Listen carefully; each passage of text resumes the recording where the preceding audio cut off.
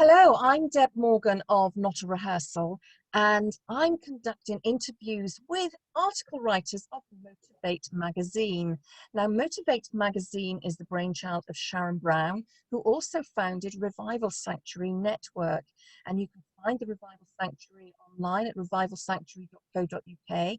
But if you're interested in the magazine, you can go to MO2VATE magazine, and that's MO2 VATE magazine.com and subscribe to it there. And I'm joined today by one of the contributing writers to issue number 1, Jo van Osch. And Jo is a business psychologist from Inspired People Development. Jo, thank you so much for joining me today. Thank you for having me, Deb. Now, Jo, I read your article and I went through it and I thought, oh my goodness, I really, really need to talk to you. But I don't want to make this into a one-to-one coaching session. That wouldn't be fair on any of the viewers or listeners. So I want to ask you about your article, because it was all about productivity and time management and getting stuff done, really. And you say in your article that how productive you are depends on your personality. And I'm intrigued. Can you tell me more about that, please? Well, personality is one of the factors that contributes to productivity, but it's a big factor because who we are defines how we are productive. So who we are will also define how we respond when we're under stress, for instance. And it will define what we do naturally.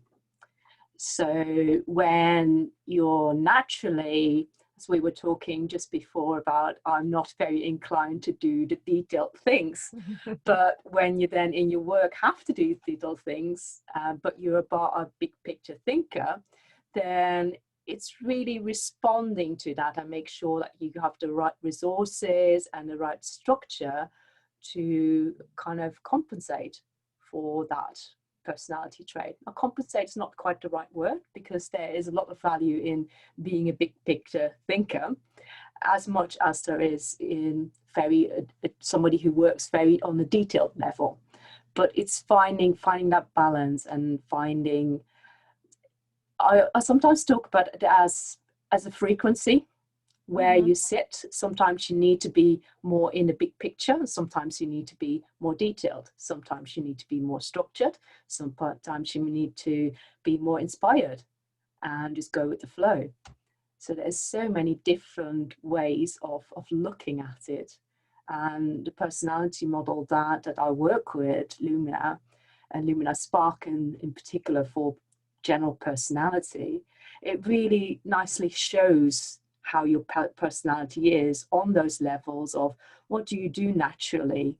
So what are you most inclined to do? It doesn't necessarily mean that is what you do in your everyday, because you've learned over the years to do certain things and maybe sabotage yourself in certain ways. And there's also that level of what do you do when you are under pressure. So there is different levels to that. It's not just one thing. It's not black or white. Okay. And you touched on something there, self-sabotage. And when I read your article, what struck me, the opening paragraph talked about busyness. And I know, like many of us, I will have a day where I say, oh my goodness, I've been so busy, I haven't had a chance to get anything done. And when you look back at the day, you realize you have been busy, but it's not necessarily been productive. And I think so many people can relate to that. You hear so many people, certainly in the small business environment, talking about that, and in the wider field as well. Is that a form of self-sabotage, do you think? In a sense, yes. And it's also kind of the belief that busyness is a badge to wear with honor. You go to a network meeting and it's like, oh, how's it going? Oh, I'm so busy. It's like a badge of honor. Not necessarily. It's how you move the needle at the end of the day. It's like That's what happens with the bottom line. So this is kind of like those days back in the sort of 80s and 90s, and that shows my age, where in order to be seen as a good worker, you had to be the first in the office in the morning and the last out. So Yeah. do you think there's sort of a bit of a hangover from those days coming through into people who perhaps worked then and now self-employed, running their own businesses, and feel I've got to be busy from dawn until dusk? Yeah, I think it is a lot to do with that. And we also see from back in the 80s and 90s, the style of leadership was very differently. And what productivity, in my view, is about is self-leadership. It's how do you manage yourself, and do you manage to be a good boss to yourself when you're self-employed? And that also translates in when you lead other people. It's like, well, how do you get them to be productive? Do you do that from that command and control style leadership? Or do you start looking at, okay, how can I help my team to work at their best? And this is That's something I really do interesting. with a lot of people, just to really look at, okay, how do you work at your best? Mm. And what I'm picking up there as well is perhaps you're saying, see yourself as your team and treat yourself in the way you would treat your team and expect of yourself what you would expect of your team. Have I understood that correctly? In a sense, yes, but also appreciating that people work in different ways. Mm-hmm. So I recently had a client, and her manager had said to her, well, in order to prepare for this meeting, this is the way to do it. You need to do bullet points and just memorize it. That was his way of Mm-hmm. preparing for a meeting. For her, that caused so much stress. Now, when we got the session, like 2 days before that meeting, I said to her, just stop there. Let's have a look. What was the best way for you to do your work, for you to remember things? So, right, you're a visual thinker, right? Mm-hmm. So we came up with this strategy of creating a story, which was much more inspiring. So she was able to talk with passion within that meeting. Okay. So when you translate that to productivity, when you work with your productivity with the ways that you work best, then some people will kind of like to make lists, and other people like to kind of visualize the end result of that particular project, and they can visualize how they going to move through that project. Interesting. If you could see my desk now, I'm surrounded by lists for all the different projects I've got going on. There's a list to go with that project. So that's Yeah, really interesting. And I'm picking up that, you know, you need to work with your personality, but also your learning type. oh And, yes, you know, a definitely. lot has been written and said about learning types over the years, whether you're, I think it's auditory, kinesthetic, visual. Mm-hmm. So all of that combined is what really feeds into your productivity. Absolutely, absolutely. And let's not forget emotions as well. Goodness, yes. Emotions are very important. When you feel bad about something that you need to do, or it's like, well, I hate doing this type of task, then it will have an effect on, well, the speed that you do it and the Hmm. quality that you do it with, and perhaps the end result as well. Okay.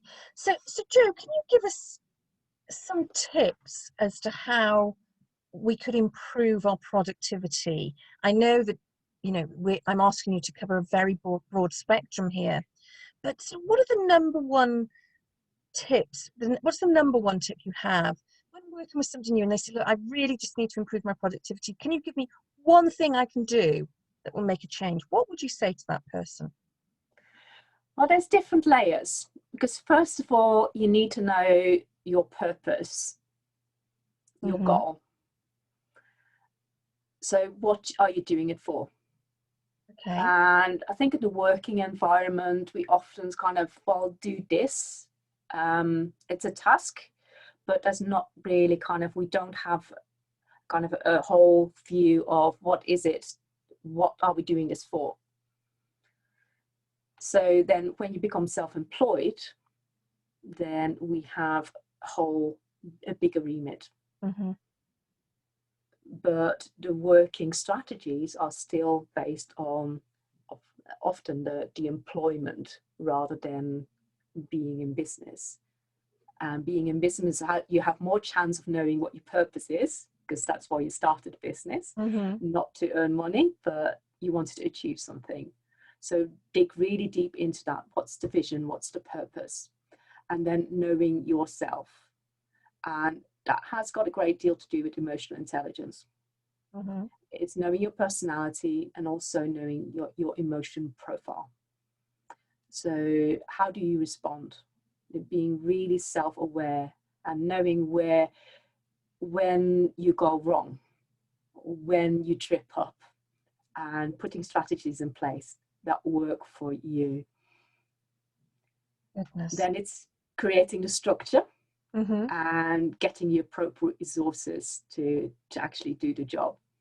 And resources can be kind of from, well, I've got this app that helps me to know what I'm doing in the day, and it helps me to sort my priorities, to, well, actually I do need someone to help me with this piece, or I need someone to remind me to take a break.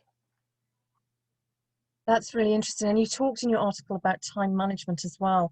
And what I'm picking up is that, there is so much more than just getting the job done in Mm-hmm. getting the job done. Yeah. You're applying so many things.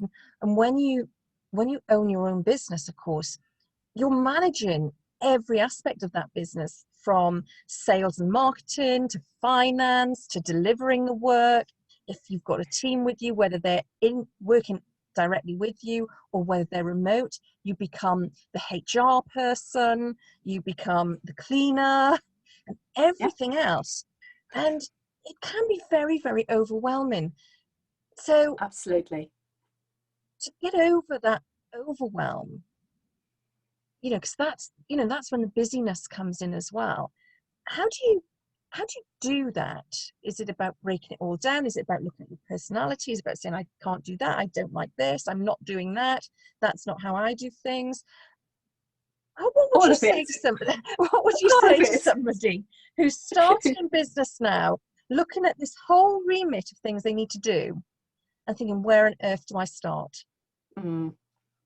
A lot of people who start out in business start with things like doing their website, buying business cards, but not doing the things that actually are linked to what it is, why they started the business in the first place.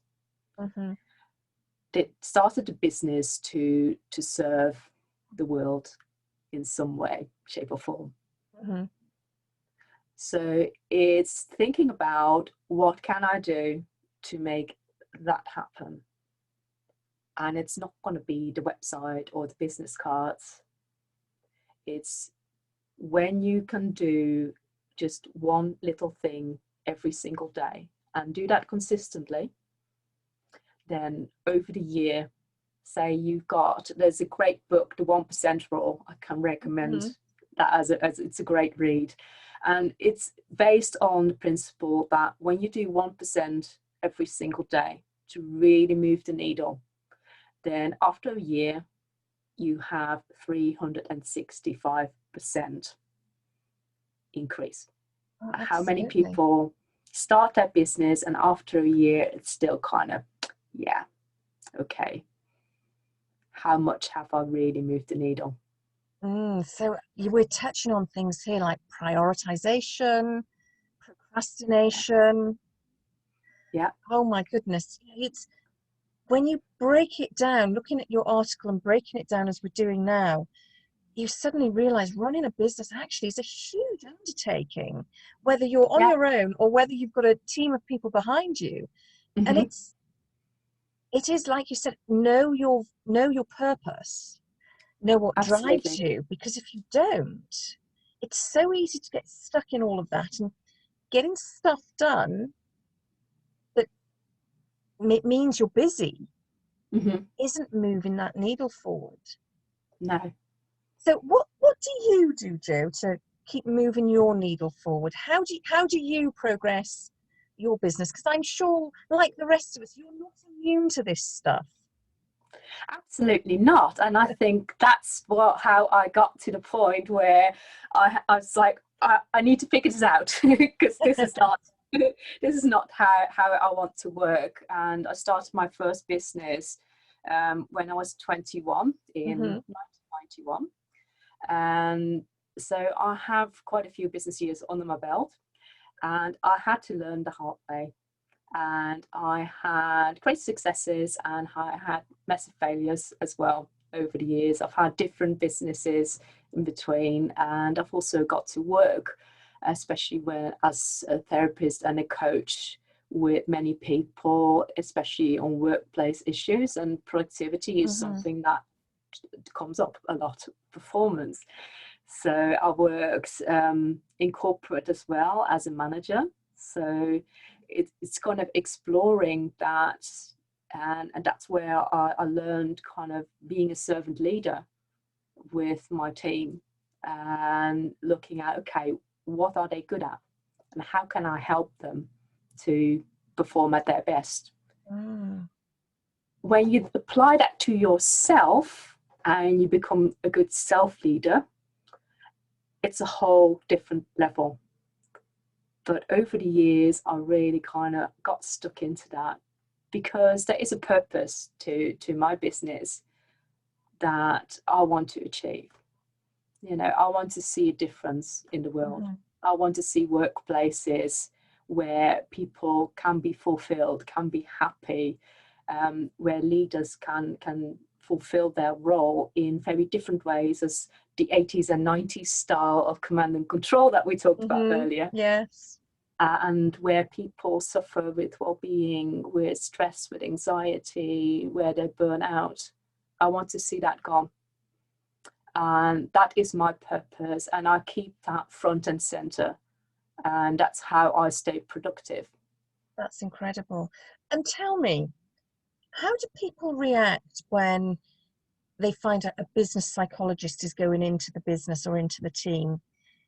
How do you overcome that? Because I know a lot of people will think, oh, it's a psychologist, she's going to analyze me and they're going to want Mm-hmm. to know why I'm doing what I'm doing. How does that work in the workplace? How does a business psychologist act? As a normal person who happens to be very curious about how Okay. everything Hmm. works. Hmm. Um, but yeah, some people can be very skeptical. It's like what you say, kind of, oh, she's a psychologist, you know, she's going to analyze me. But, you know, that was the same as when I was a therapist. You know, Hmm. are you going Hmm. to psychoanalyze me? Kind of standard. It's like, no, I want to hear about you and how you work, what makes you tick. Hmm. So people usually get over that initial kind of wariness quite quickly, and some people really welcome it and say, well, it's great, you know, Hmm. to be able to work with somebody and just kind of to get to know myself. And I guess for the businesses that what they see is an improvement, I suppose, in staff morale and therefore an Hmm. improvement in productivity, which of course Absolutely. impacts the bottom line. Yeah. And it's the whole culture around it as well. It's kind of what kind of culture do you create as a business? Hmm. A culture that facilitates that and facilitates so people feel happy and they feel well, their emotional and mental well-being is taken care of. That there is a leader who can kind of facilitate productivity and performance rather than kind of walking around with carrots and sticks. You Mm. know, it's a very different way that kind of we were used to so many years ago, but there are more and more companies who start to work in a more positive way. I think small businesses maybe lag behind a little bit. It's kind of still in that mode, kind of, well, this wasn't what employment was like. And it's shifting to us now. It can be different. It can be different. Fantastic. And I think it brings to mind, I think it's Richard Branson who said, look after your staff and your staff will look after you. And what I'm hearing from the conversation we're having really is, if you take the time to get to know your staff, take the time to, work with them, help them to work on those areas that they need help, they will ultimately be more productive. That will impact the bottom line. And, they say that if your staff are happy, they'll sell your business for you. Absolutely. And I think, what you've just demonstrated is that that's true. Yeah. It's the new way of working. It's that triple bottom line. It's not just profit, it's also people. And more it's becoming planet as well. Yes, of course. Wow, Jo, we could carry on talking for hours on end on this subject. I'm sure we could. Absolutely. But we have to draw an end to it here right now. If you would like to read Jo's article in MO2VATE magazine, you can go and subscribe at MO2VATEmagazine.com, and that's MO2VATE magazine.com. Or Jo, where can people find you if they want to find out more about your work? They can find me on LinkedIn. I'm Jo van Osch, and there's only one of me, I think. And my company is Inspired People Development, and you can find me on inspiredpeople.co.uk. That's fantastic. Jo, thank you so much for joining me. And if you're interested in finding out more about Revival Sanctuary, which is the network that's sort of behind MO2VATE magazine, then go to revivalsanctuary.co.uk. In the meantime, thank you very much for joining us. Thank you, Deb, for being such a great host.